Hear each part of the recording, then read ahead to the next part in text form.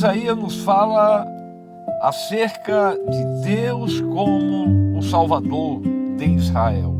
Está lá em Isaías no capítulo 43, onde está escrito que o Senhor é aquele que salva, que o Senhor é aquele que formou Israel, Jacó, mas de forma específica o capítulo nos trata já da restauração de Judá, o povo de Israel, o reino do sul, que iria para o cativeiro. Mas como Deus, no próprio livro de Isaías, que é profético, já mostra-nos o futuro e fala até do passado, porque Israel foi testemunha de grandes feitos do Senhor, como abalou o Egito com as pragas, abriu o Mar Vermelho, como está aqui no livro de Isaías, no capítulo 43, ele também estende riachos, ele também faz caminho no deserto. E a Bíblia nos mostra que ele também fez com que as águas do Jordão parassem para Israel passar, liderado por Josué. Então, em Isaías, no capítulo 43, também o Senhor diz: quando passares pelas águas, eu estarei contigo. Quando passares pelos rios, eles não vão te cobrir, você não vai submergir. E quando passares pelo fogo, não te queimarás, nem a chama arderá em ti. E aí a gente percebe que dentro do contexto da história de Israel, Deus deu livramentos ao seu povo e o povo passou por aquela região do Mar Vermelho.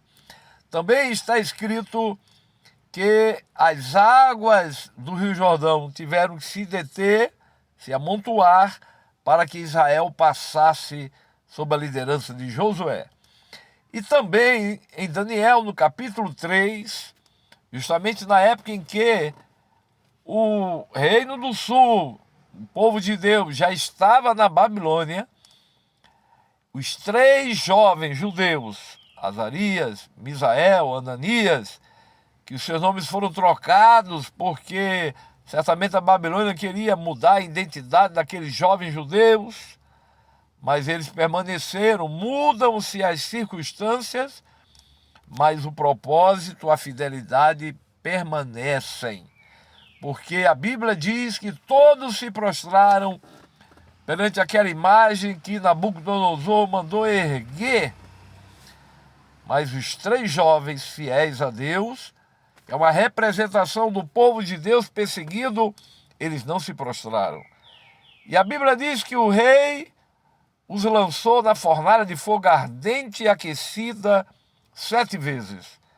Mas o Senhor foi com aqueles jovens, porque Deus é soberano. Uns são fiéis e morrem por amor ao Evangelho. A palavra testemunha no Novo Testamento é mártir. E o Senhor diz para o anjo da igreja, o líder em Esmirna, Apocalipse 2:10, ser fiel até a morte e dar-te-ei a coroa da vida. Mas outros, na verdade, eles são martirizados. A Bíblia nos fala em Atos capítulo 12 de Tiago, o irmão de João, que Herodes mandou decapitá-lo, Agripa I. Mas a Bíblia diz que ele também queria fazer o mesmo com Pedro. E o texto sagrado nos mostra que a igreja orando, e certamente sob a soberania de Deus, Deus enviou um anjo e entrou pela prisão de Herodes, de segurança máxima, e tirou o seu servo, Pedro, que achava que era um sonho, mas foi uma realidade. Por quê? Porque uns morrem por amor ao Evangelho, sob a soberania de Deus, mas outros Deus tem preservado, Deus tem fortalecido, como Paulo em várias ocasiões, Deus o livrara da morte. Portanto, esta ministração, ela tem a ver com aquilo que Deus faz de novo. Em Isaías, no capítulo 43, 19, o Senhor diz: vejam, eis que uma coisa nova eu faço. Ou seja, eu não vivo no passado, eu sou mesmo Deus. Eu vou restaurar, não por causa da santidade de vocês, porque depois a gente nota que o Senhor revela como o povo foi rebelde, como o povo não adorou a Deus com fidelidade. Mas o Senhor diz aqui em Isaías 43 que o Senhor vai perdoar o povo, vai perdoar a transgressão e não vai lembrar mais dos seus pecados. Portanto, é através da confissão, do arrependimento, do abandono do pecado. Então, Deus é maravilhoso. E o livro de Isaías nos fala a respeito de várias profecias, são inúmeras profecias. São, podemos dizer, dezenas de profecias que já se cumpriram e dezenas de profecias que ainda vão se cumprir. Eu quero destacar que o livro de Isaías é considerado a Bíblia em miniatura. Por quê? Porque o livro de Isaías tem 66 capítulos e a nossa Bíblia tem 66 livros. O livro de Isaías está inserido na parte do Antigo Testamento, ou Velho Testamento, a primeira parte da Bíblia. Às vezes você pega um livro e observa que ele está dividido em 3 partes. A primeira divisão, vamos assim dizer, da Bíblia é o Antigo Testamento.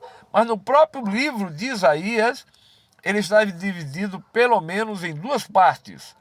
A primeira parte é a parte que vai do capítulo 1 ao capítulo 39.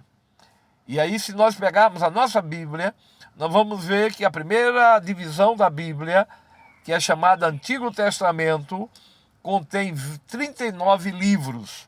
Por isso que Isaías é a Bíblia em miniatura.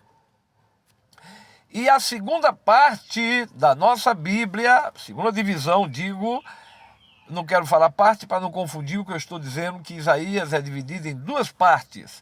Então a segunda divisão da Bíblia é o Novo Testamento.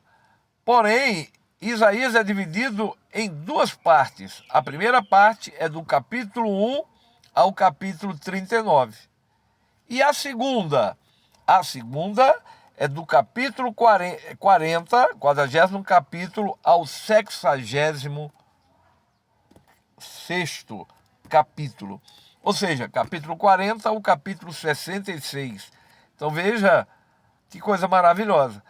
E justamente aqui no capítulo 43, que é motivo da nossa ministração, o Senhor diz, já mostra o cativeiro babilônico, que só iria acontecer bem depois. A Bíblia nos fala, porque o cativeiro foi no ano 386, e aqui é por volta do ano 740, então já não tinha acontecido. Mas como o nosso Deus, Ele conhece passado, presente e futuro, e para Ele está sempre no eterno presente, Ele já estava mostrando o cativeiro.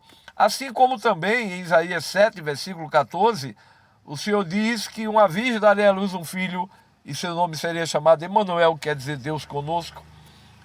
O capítulo clássico de Isaías, que é o capítulo 53, que o Messias seria ferido pelas nossas transgressões, e o castigo que nos traz a paz estava sobre os seus ombros.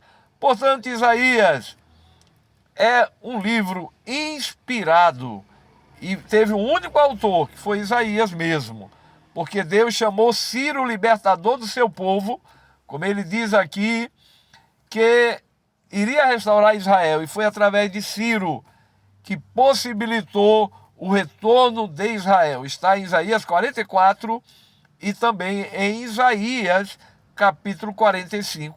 Deus, antes de Ciro nascer, 150 anos, antes dele nascer, Deus já via isso.